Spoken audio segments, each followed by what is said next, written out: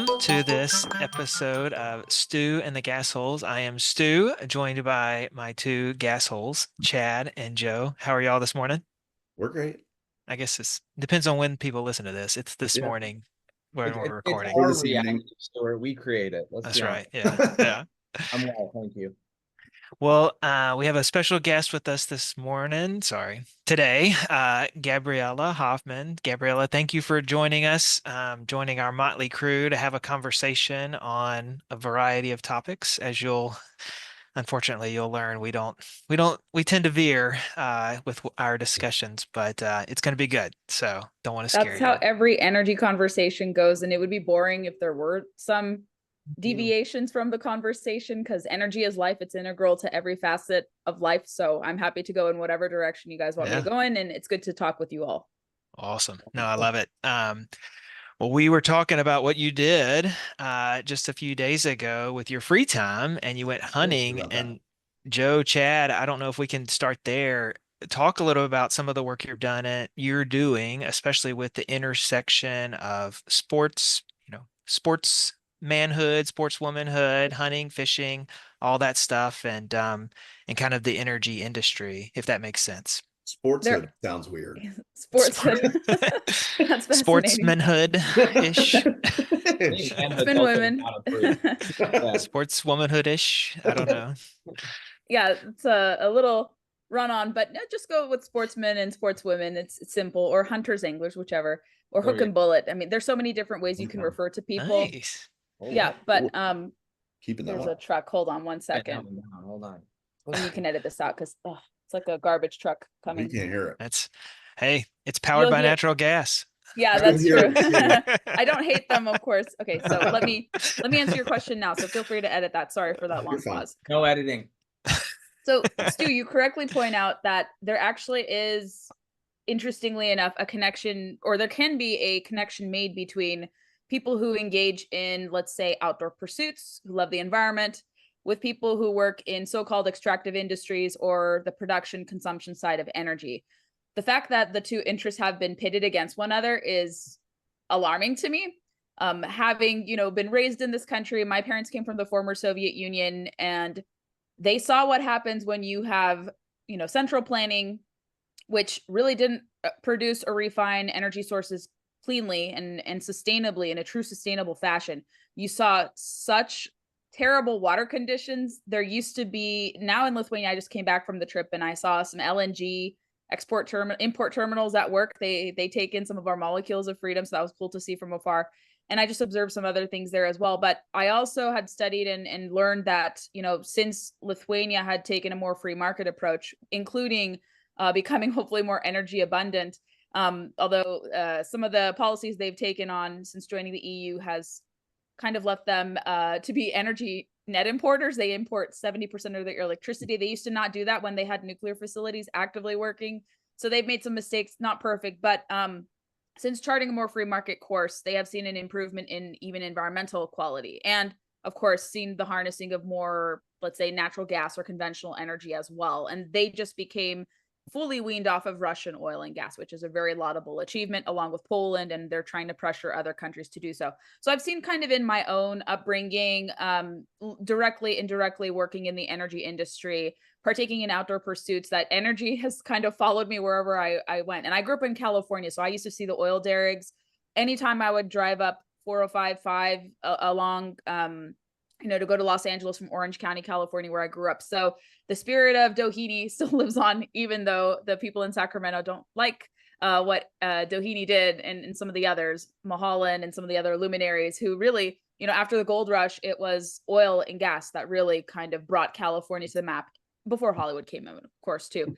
And so, like, I was always surrounded by energy. I had the San Onofre nuclear power plant that they shuttered too about 10 years ago. So energy was always around me. And I never had a hatred of energy. I never was someone who, was an alarmist and then I woke up and saw the light. I was always very practical because I understood, my dad working in construction, he had to deal with facets of energy. He dealt with regulations from the environmentalists too, and the demands that they placed and strained on his industry. That, if you don't have sound policy, you make people unwilling to want to work with you to actually improve the environment, or perhaps to have less of a footprint or whatever. So strenuous, onerous regulations do not compel people to want to have, let's say, bolstering of environmental stewardship or improvement of habitat or improvement of water quality, cleaner air, cleaner water. And I think this is a common retort probably you've had with other guests, and Stu, we've talked about this too. And for the listeners who might be familiar with my work at Independent Women's Forum, I don't know a single person who is gloating over the fact of dirty air and dirty water in the United States. I think everyone wants reasonable regulations, like small, not that many, or I would say reasonable standards. They don't want to see like red tape. They don't want to see onerous regulations, which promise to deliver clean air and clean water, but produce the opposite by going after producers unnecessarily without actually holding perpetrators accountable. So I think we're at a point in the United States where it's non-negotiable that we want clean air, clean water, because we don't want to be like third world countries where they're producing energy, but then they're perhaps questionably sourcing, rare earth elements, or perhaps they're refining, mining in a very unclean fashion, which has horrible, untold, impacts on emissions, environmental quality, land, water, etc. So we've moved past that point, thankfully, because of just market orientations favoring cleaner technologies, favoring improvements to existing, conventional oil and gas exploration processes. So just because of the demand and just the market, inclination to want to strive to be better, have a smaller footprint, I think most Americans want clean air, clean water. So that's obviously not something to dispute.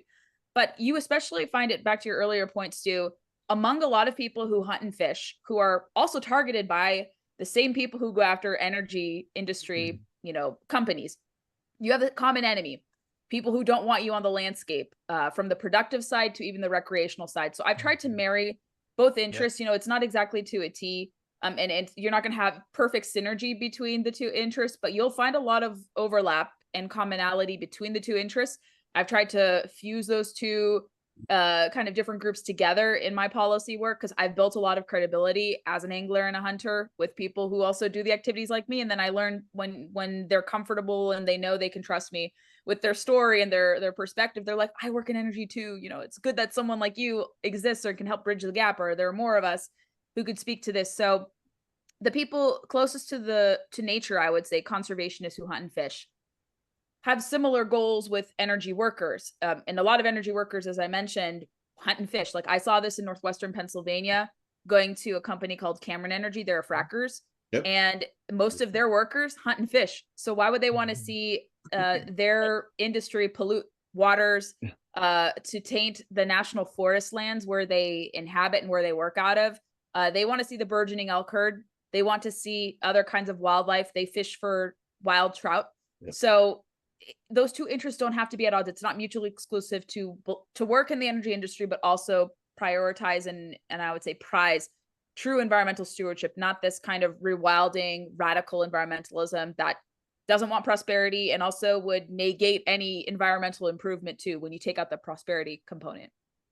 I think that's a good point. Like, I think the thing that happens though is like natural gas, oil, for example, say fossil fuels, kind of gets demonized, right? Yeah. Like that's definitely bad for the environment. We can't do that. But I think, and we had talked to, I think it was Mike Choi a couple weeks back or months back, I don't even remember at this point, but he'd made mention that like he deals with as much like pressure from the environmentalists when they're putting in solar farms or different things from that are considered clean energy. So it's kind of like, I guess Mike, I don't know, it's not really a question, but it's kind of confusing because you kind of have like, we need energy, right? I don't think anybody's like saying that that's not a thing, but it's like you get these radical conservation or environmental groups that are like kind of so steadfast against any energy. And that's what kind of boggles my mind. I feel like it's a lack of education and understanding more so than anything, So anyways, thank you for that. Like that was probably the most lucid thing that I've listened to that we've ever recorded. So oh, that's good. No offense to our other guests, but well done. Thank you. I want to go back because you mentioned it before. For those that don't know what your organization does, the Independent Women's Forum, can you kind of talk a little bit about what your company does, what your goals are, and some of the things that the organization is looking to, to change, I guess, in energy?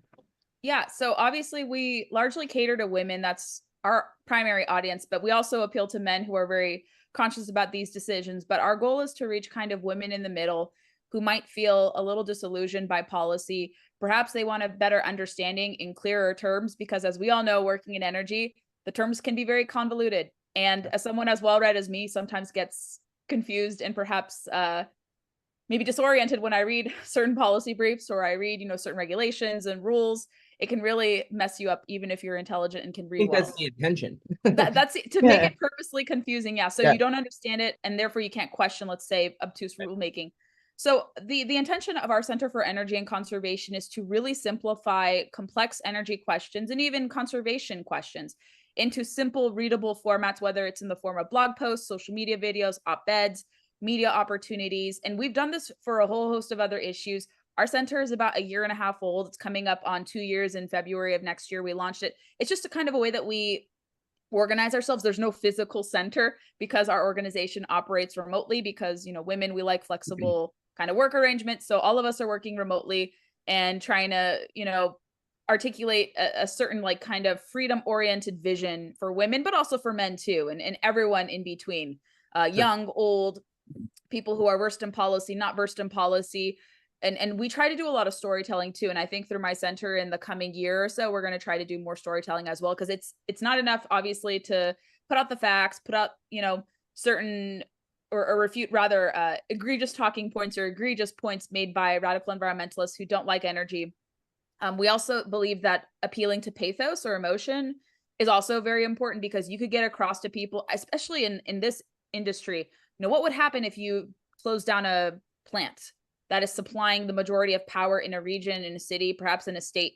What happens to those people? Also, what happens to the environment as well? People, like we talked about just not long ago, people also forget that the environment also suffers when you don't have economic productivity, because the people, of course, the people who oppose our industry want to divorce that notion from that relationship rather, and show that, okay, we just have to fully go on board, let's say a climate objective by this arbitrary deadline without examining the consequences for what happens.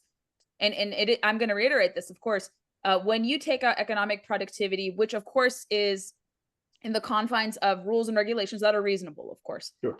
You create a disincentive for people who work in those industries to want to cooperate with the government, or perhaps, a utility company or whatever governing body that is executing or administering these regulations. You create less of a desire of people to cooperate and want to work together to achieve a means or to rectify a problem when you displace people's livelihoods. And different studies have shown that the more you increase the cost of living under the guise of, let's say, whether it's fighting climate change or claiming you're going to be stewarding the environment, people become very disinterested in the environmental issue. So we don't have to trade one for the other. And that's kind of what we hone in on. And then I also insert some of the conservation elements that I do from a lot of my sporting endeavors, because I've worked a lot in outdoor media, kind of showing that these activities, which often get vilified, much like energy and extractive, let's say, industries too, how they actually deliver back money, billions of dollars annually to conservation. So like I said, there's a lot of parallels. So whenever appropriate, I try to insert the parallels there. So I'm not just kind of mirroring what everyone does, because as you all know, energy is a very saturated policy realm. Sure. And so it's really hard to distinguish yourself. And I love, working with some of the partners that Stu and I work with in our policy capacity. But what we try to do to differentiate is when I try to insert these kind of conservation elements and discussions, showcasing how we might differ a little bit because of my, I would say, proximity to the outdoor issues as well, and the connections and kind of just the coaching I've gotten for articulating. It's amazing how it connects, though. I mean, it is, especially the way you connect it. That was well, and I think the Gabriella, your kind of audience, if you want to call it that, the things we've worked on have been policies that impact the female, American females, right? Yes. I mean, I'm not the cook in my family, I'll admit. And so when you think about the gas stove, I cook, I call Domino's and be like, hey, can you send 3 pizzas? But I mean, you think about the gas stove, the comfort of your home from a furnace, water heat. And that's where I think, y'all's engagement of that audience is so critical because they may not hear it, right? If it's a bunch of dudes saying, whatever the policy Perhaps, is, yeah. like for you guys to really help them and to hear their stories and proclaim their stories is really critical. Yeah, because as your audience knows, I think also what women kind of underestimate about themselves or don't acknowledge is that they're the primary decider of like buying appliances, also using them. It's not just women, staying at home, but it's also, let's say, maybe working mothers too, Mhm. or single women like me who are not I married. don't make any decisions in my house. Not one. Not even So what like, t-shirt I have on. but women, regardless of their marital status, they're Right. deciding, these critical energy decisions or energy derivative or these decisions that are, derived from energy policy too. And I just had to replace a dishwasher, which is not obviously powered by gas to my knowledge. But Not I yet. was Not not yet. yet. Maybe one day. Maybe in the future. Maybe at one point it was. Yeah, It that's Perhaps it true. was. when they made the electric. But just having to replace mine recently, I was so grateful that there were still some models. Like I think we had purchased it for $500. Now it's like appraised at 1,000 because of Wow. just where it's been sitting there for about a year, and then we installed it, and I was like, oh wow, it increased 100% in cost. So glad we did it now, and now it works because my other one was not working. Still using a 5-gallon water limit, and kind of going back to your point, Stu, is women when they learn, and what we've done at IWF, especially through one of our verticals, we have like an action center explaining very simply how much the costs of your appliances, especially gas powered ones, are going to go up.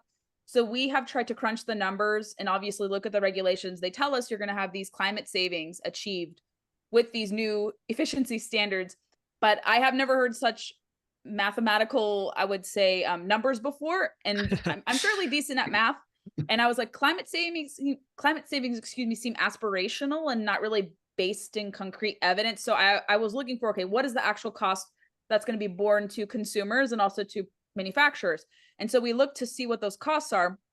They far outweigh whatever net savings you're going to have across the lifetime of the appliance. So women need to know this, men need to know this too.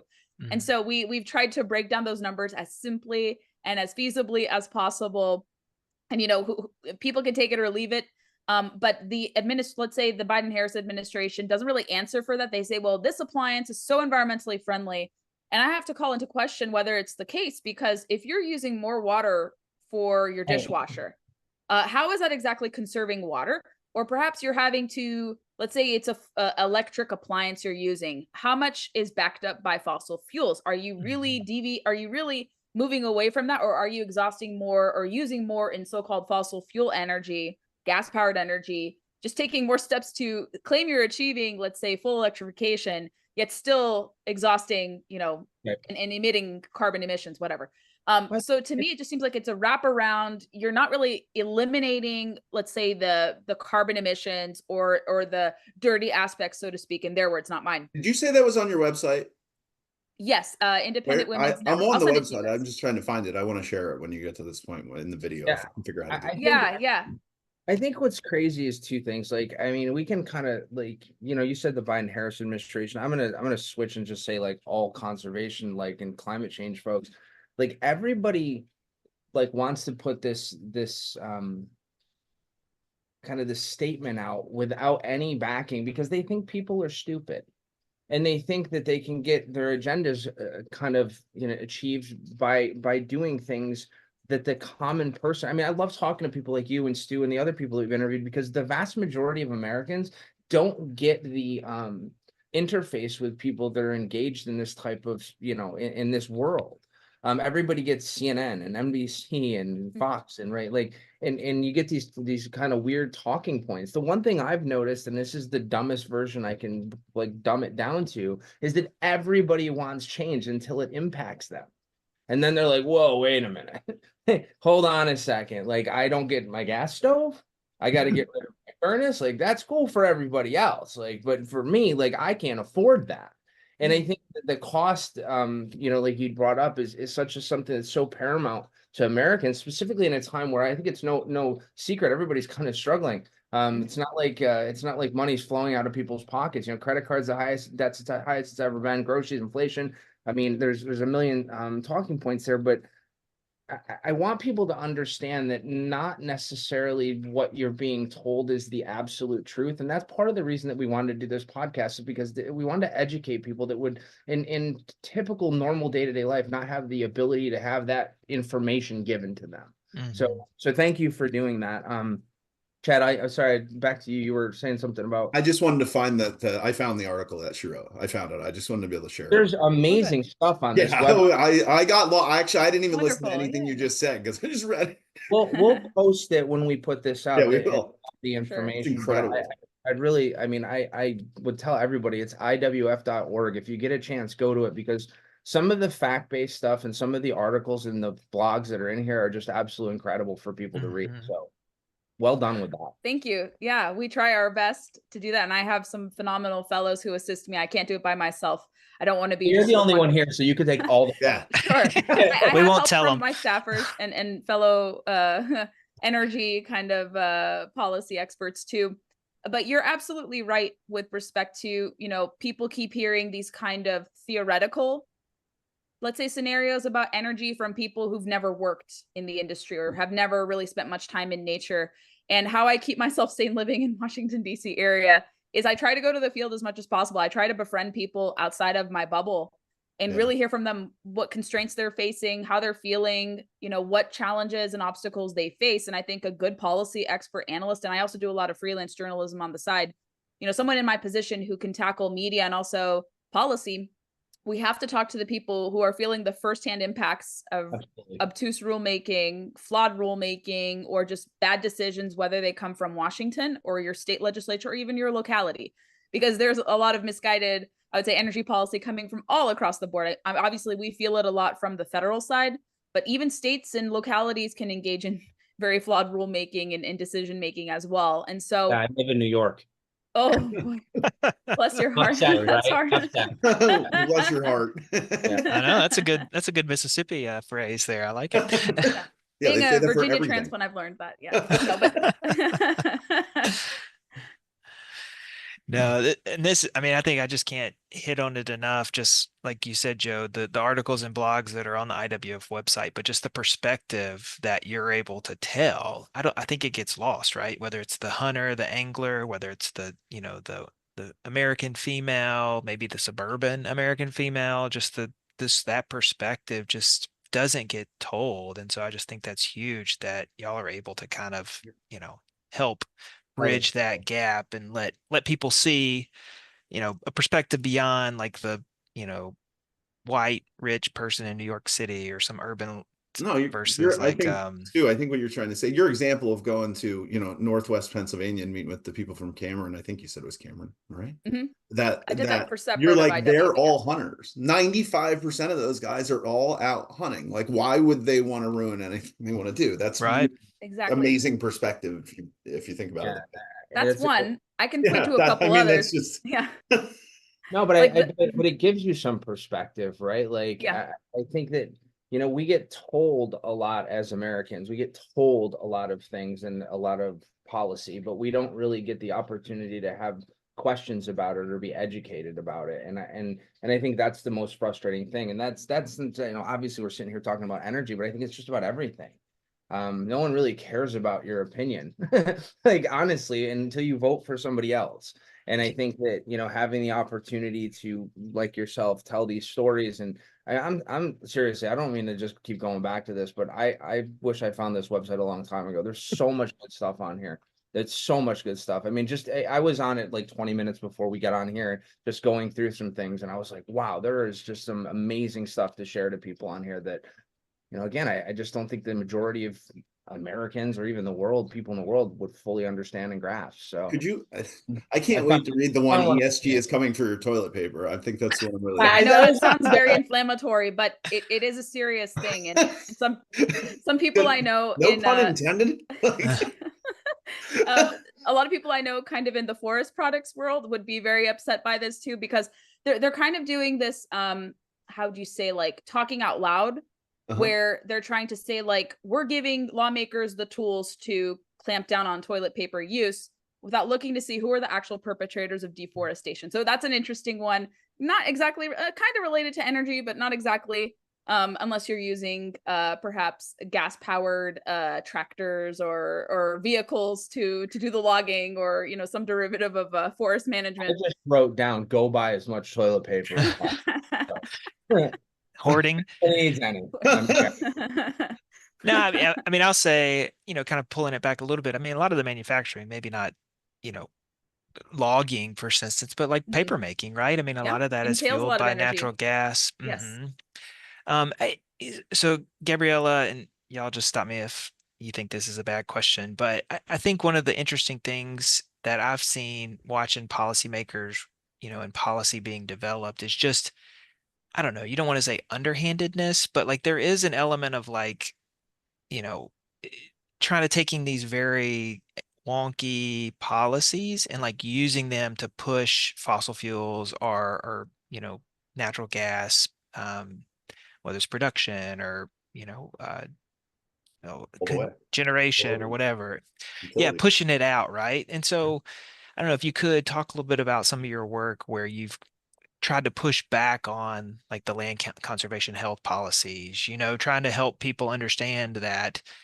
Well, and I think frankly, like what is the impact of an extractive industry on land? Like it's pretty minimal, right? When you think about all that could be done.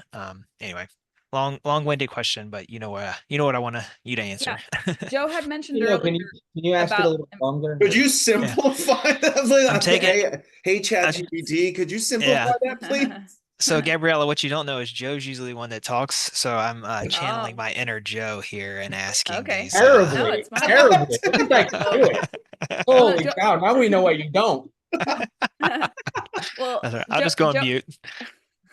Well, Joe had mentioned earlier about there's always going to be an environmental impact from any energy project, whether it's conventional or so-called renewable or clean.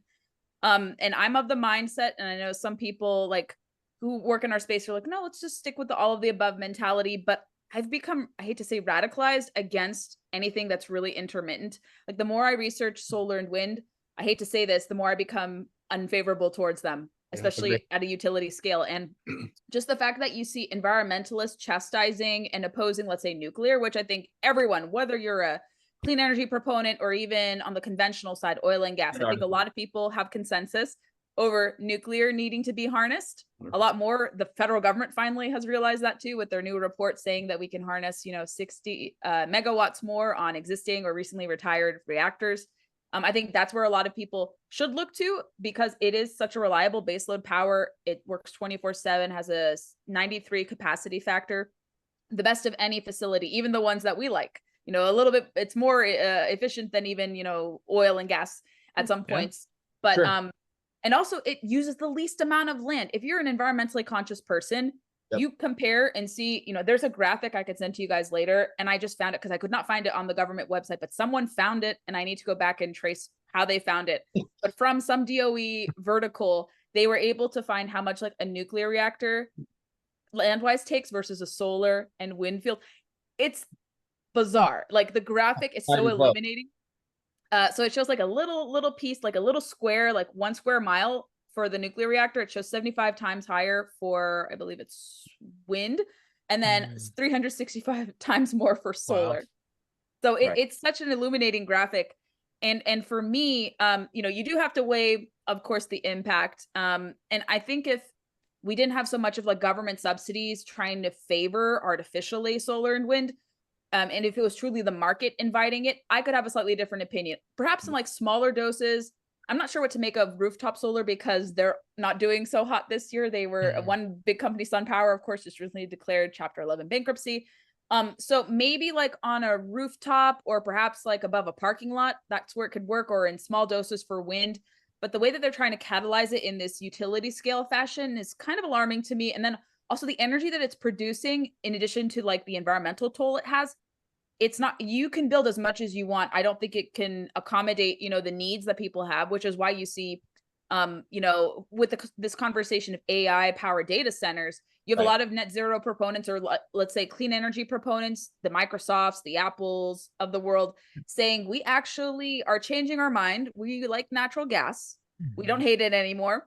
And we like nuclear because that's what's going to take to power our data centers. I don't think nuclear should only be used to power solely data centers. Like I like the new 3 Mile Island news, but I don't want like nuclear reactors just to be brought back online simply just for, you know, preferred companies or one company. I think it should be used beyond AI data centers. It should be powered generally or more broadly. But that deal is really fascinating to me. But I hope that we get to see more market innovation in the nuclear space, because it is so tied to government, with just the national security components attached to it and just how much goes into it in terms of safety and security and all that type of stuff.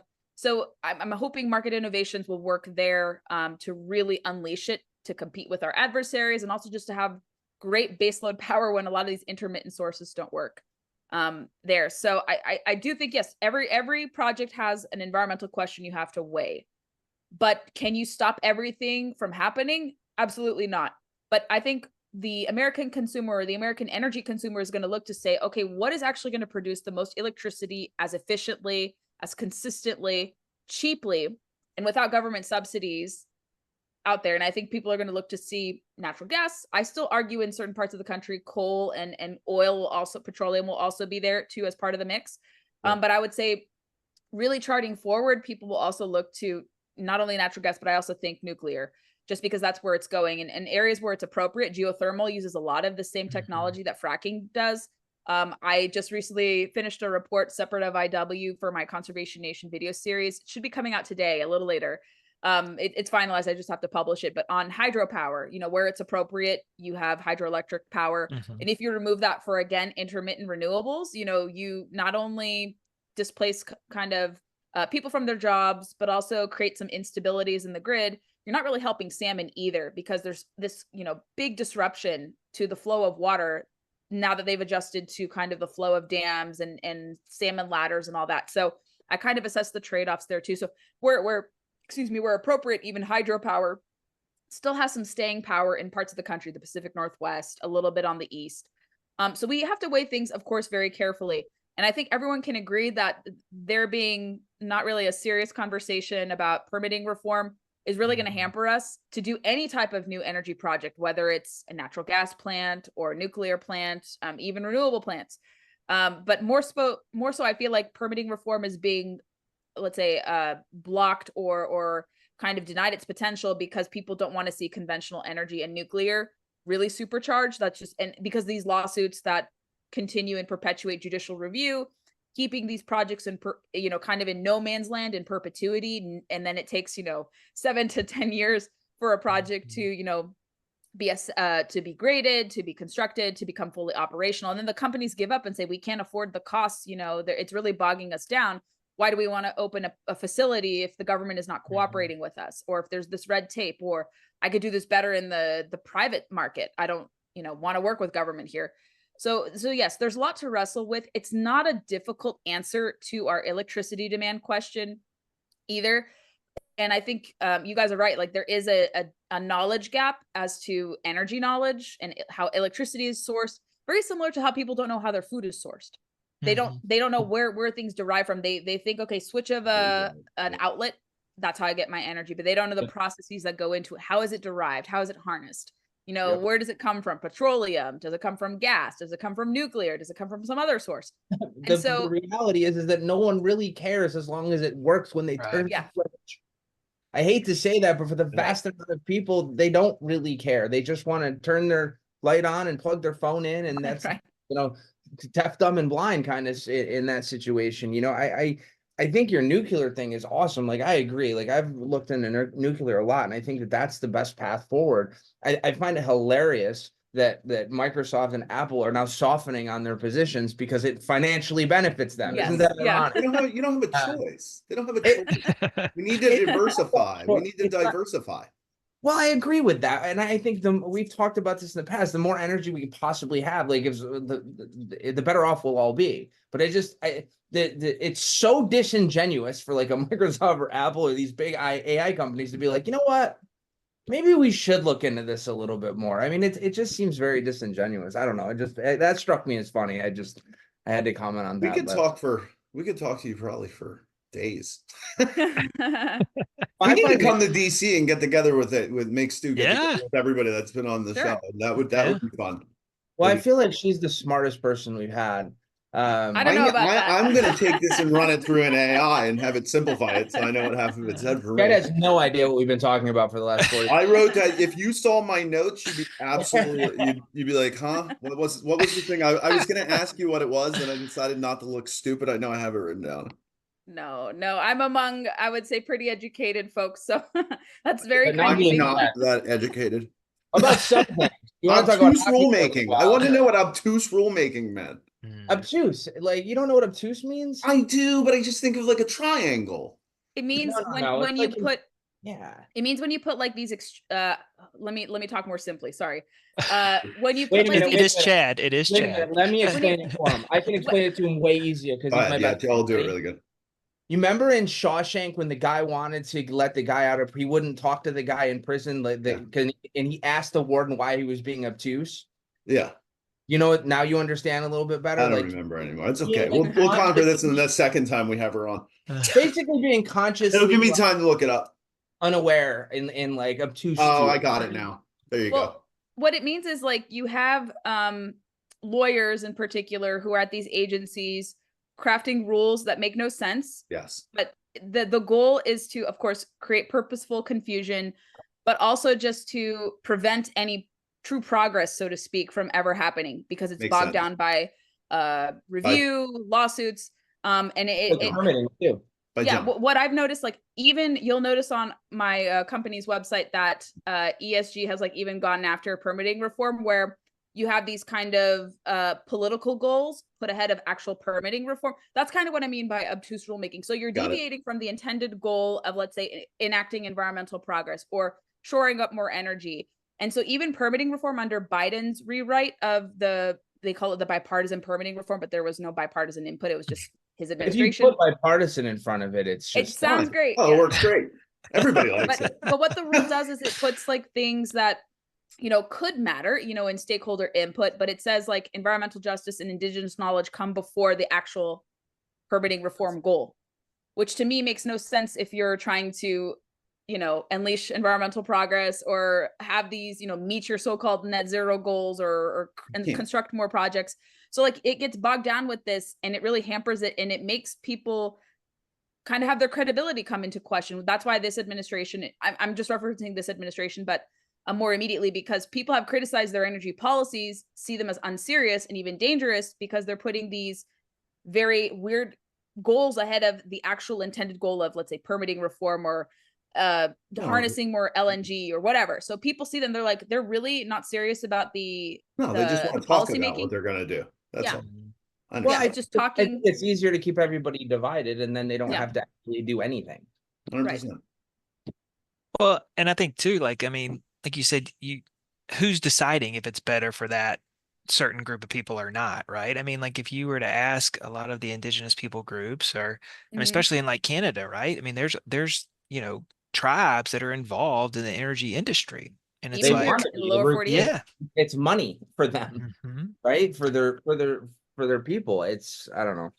No, and even here in the lower 48, you see a lot of Native American groups that are energy producers kind of lambast this administration and say, we're not all of this mindset of, supporting, let's say, energy scarcity or balking at any type of energy project. You actually see a lot in the Great Plains and even some in Montana, in the Western states, Mountain West, saying that they are coal producers. They like oil and gas too. They would like to have a seat at the table and they feel very ignored and kind of voiceless when it comes to stakeholder input because they see how stakeholder input is very oriented towards catalyzing solar, wind, EVs, full electrification. And for them, especially if they're really hamstrung by economic poverty, the way that they are trying to get out of it, living on reservations or being kind of dealt, unfair situations or what have you, energy development, especially conventional energy, really gets them to escape economic poverty too. So even if you put these different platitudes of environmental justice or indigenous knowledge, it doesn't really help those intended audiences either. It actually makes them worse off as well. It's kind of like what we talked about, Stuart, with what was it, like Bolivia or whatever, that found all that natural gas and everybody who's like, what are you going to do with it? And they're like, we're going to dig it all up. Like, what we're broke. Of course. Like, we're going to put up some solar fields instead. Like, no. Yeah. I mean, absolutely. I think it's I just think sometimes like DC, no offense to Houston, but like the political engine of DC is more concerned with optics than action. And that becomes problematic for almost every single other citizen that's not engaged in that world. And I think that, you talked about this administration. I think it could probably be any administration that they all do the same thing. They're all cut from the same cloth. You see it more now with the looming presidential election, that all of this, all these wonderful things that they're going to do. It's always these wonderful things. And I think the same thing happens with energy. I did want to bring up the permitting thing again, because Stu, you had mentioned that a couple of shows back. And I think you said Senator Manchin had kind of been part of that thing that you were talking about. I know that the vast majority of people that watch us don't fully understand what we're talking about with permitting. So could you guys maybe just dumb it down a little bit for folks so that they, for me, if I have to run out of here, I have to answer the front door. Or my wife's going to kill me. Like I said, and she's not here.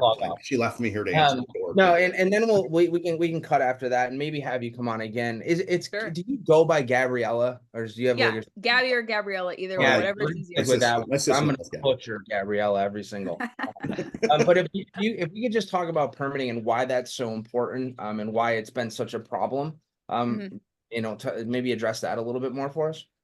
Right. We have, I think, a very litigious culture in the United States, and I'm not a lawyer by any means, but even as an outsider, a non-lawyer, I see that, and I see why we haven't been able to modernize a lot of laws, whether it's unleashing more domestic energy production or even reforming something as, laudable and well-liked, like the Endangered Species Act, keeping laws kind of antiquated.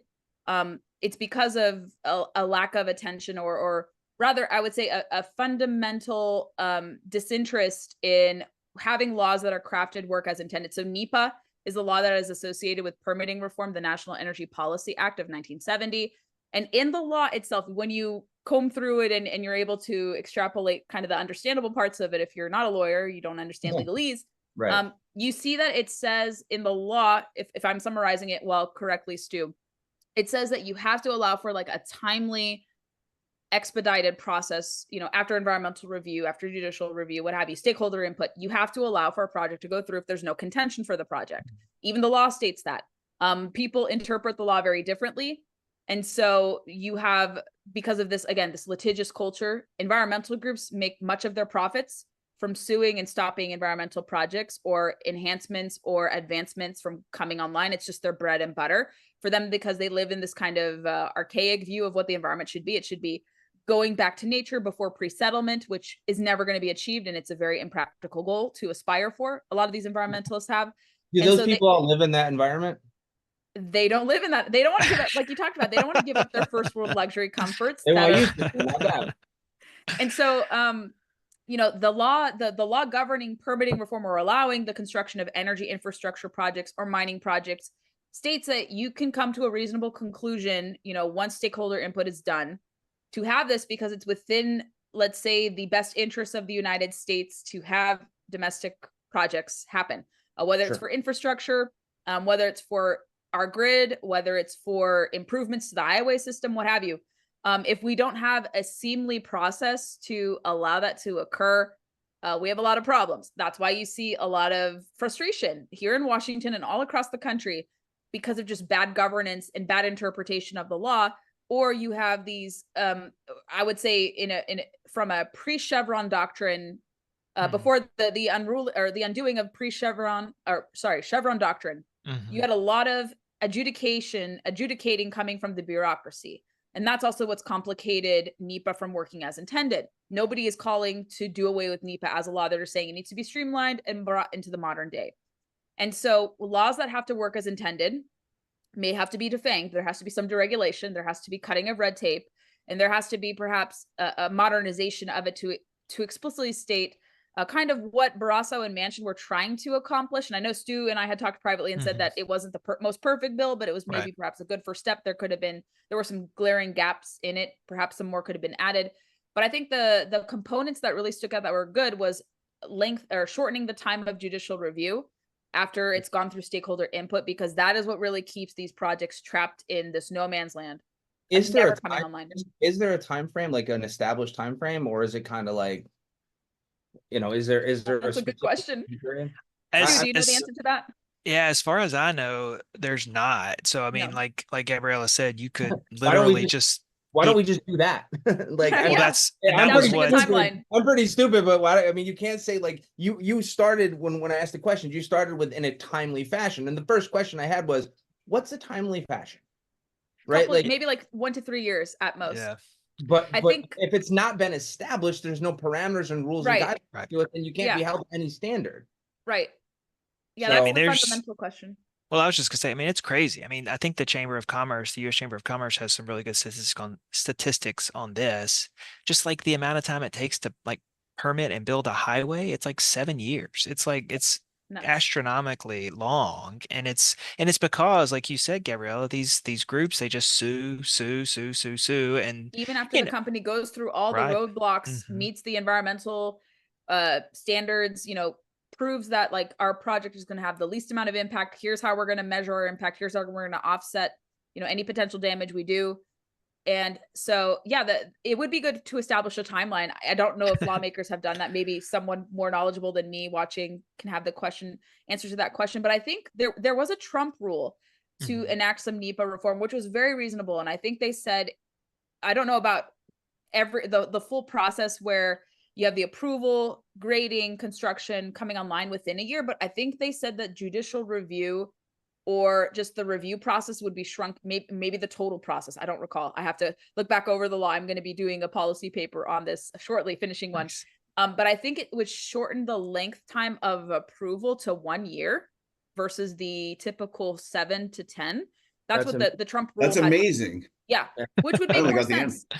And then I think it would I think from there, it could typically take, especially on the nuclear question, my understanding is instead of waiting, I don't recall how long it took Vogel units 3 and 4 to come online. I think 7, 9 years.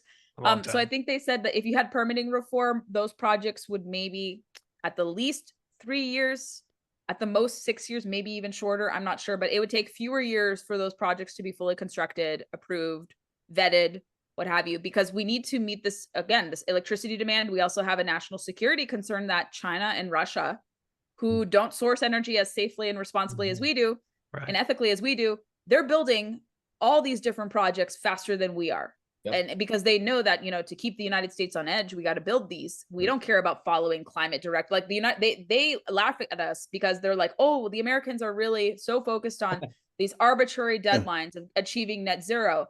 Our enemies, like China and Russia, are saying we want to shore up more projects because that's how we compete. Yeah.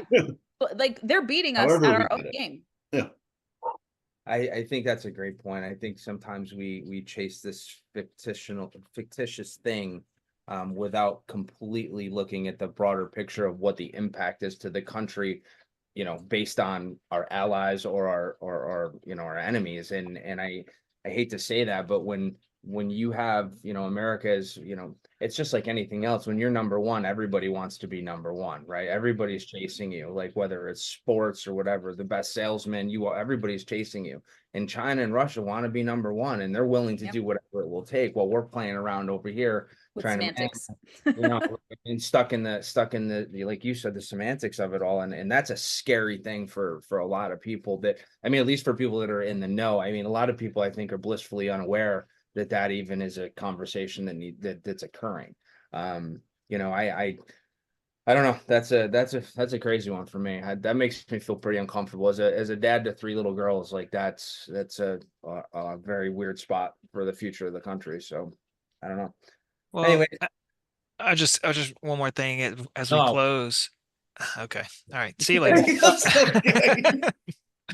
Thanks. This is what I have to deal with. Thanks for being a gas hole. No. Everybody's got to roll. No, I mean, I think I'll close it how we started it, right? I mean, nobody in our industry, nobody, whether you're a hunter, an angler, whether you're an energy worker, like we all want clean air, clean water. And so it's not like we're trying to sidestep some regulation. We're following the letter of the law, which means these projects will be completed, protect the environment, protecting water, protecting air. And so it's just, some aspirational goal that some nonprofit has and some billionaire from California is funding them. Sorry, that might be And that's part of the problem. Not far-fetched. Or Yeah. New York. That's true. Yeah. Can't disregard Joe's neighbor. Joe lives in all the highfalutin neighborhoods, huh? No. Me? No, no. We said it before, but if you get a chance, it's iwf.org. They're also on Twitter, Facebook, YouTube, Instagram. It's worth checking out. There's a lot of wonderful articles by Gabby here, and some other folks, and I think we'll probably take some time to learn a few things. I know that we will. Gabby, thank you so much for coming on. I know that this is a little off the cuff and sometimes impromptu, and we're not super perfect. Appreciate the conversation, appreciate the dialogue, and I think maybe at some point in time, we'd love to have you come on again, because I feel like there's a whole lot and more that we could talk about and you could educate us on. So if you'd be willing, we'd love to have. Yeah, let's do it again, probably after the election. Would be fun. That would be fun, actually. Or not. Where we are with it. Or not. Or not. I was gonna say that, but I didn't want to get in any trouble. We try to stay, I think there's no secret to which way we all lean, but we try to stay open-minded. Yeah, I'm probably the one that gets the most trouble, but no, seriously, thank you so much, and we look forward to seeing you again. Likewise, I hope I can come back on. Thank you for the opportunity. Absolutely. Appreciate it. Thanks, guys.